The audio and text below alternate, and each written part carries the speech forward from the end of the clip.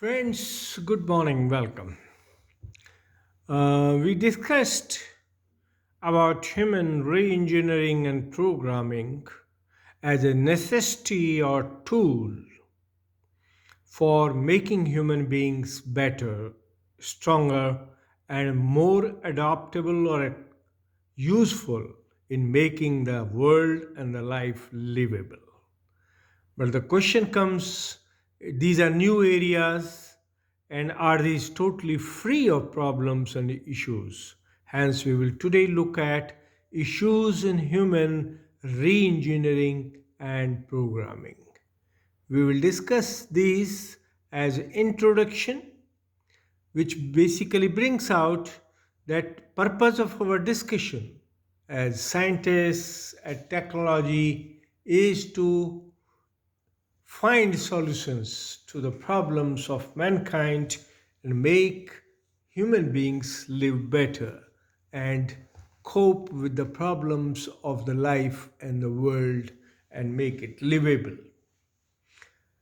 Human re-engineering and programming we had looked at as a solution where because we treat human being as a living system evolved by the nature through the union of cells, the male and female cells giving birth to zygote, the human being, and then evolving through the genetic structure, impact of environment, and everything else around it into a human being fully capable of capabilities. But still, many suffer from problems.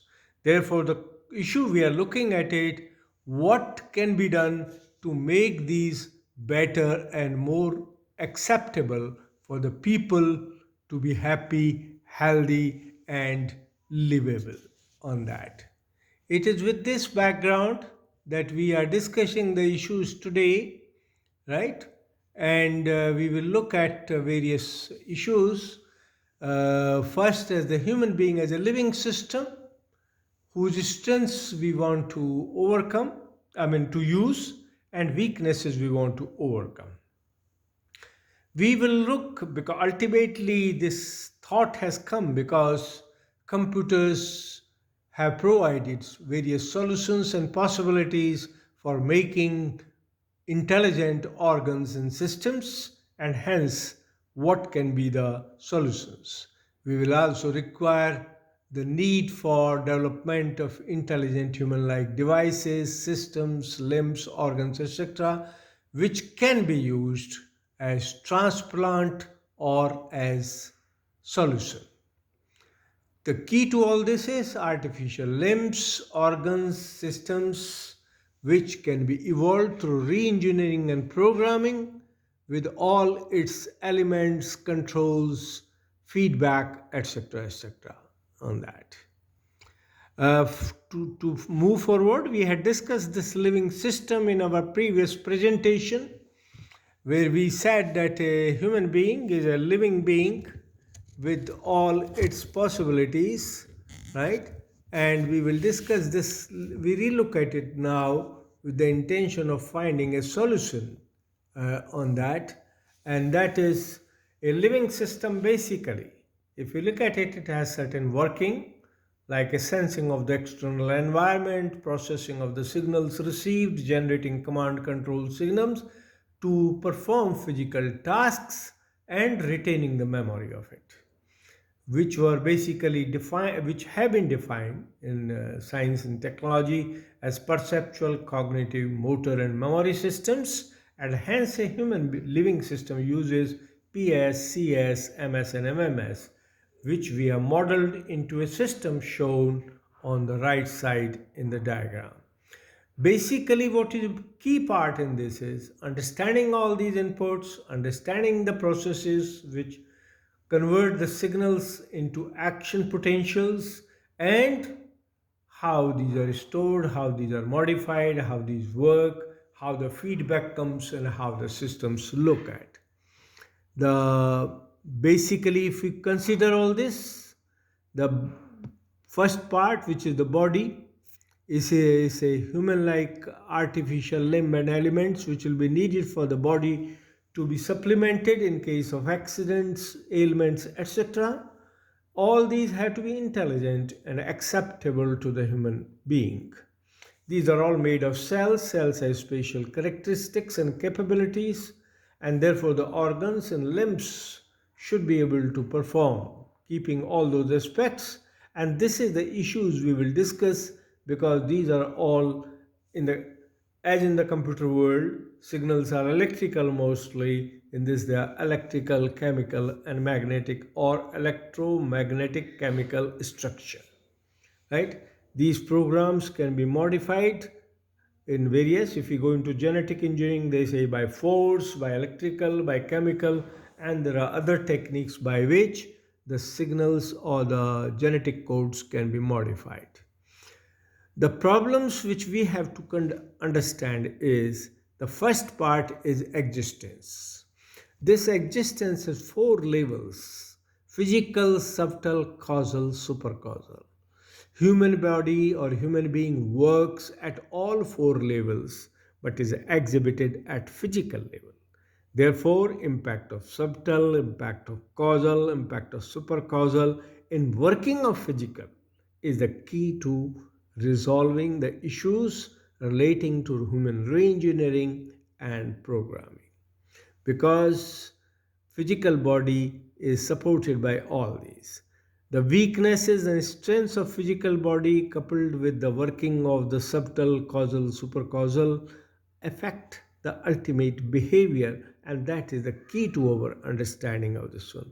These are further enhanced, these problems are further enhanced by the environment, which causes the signals, aging, accidents, ailment which happen within the human being. Therefore, both external and internal environments need to be considered to resolve the issues relating to human reengineering and programming on that.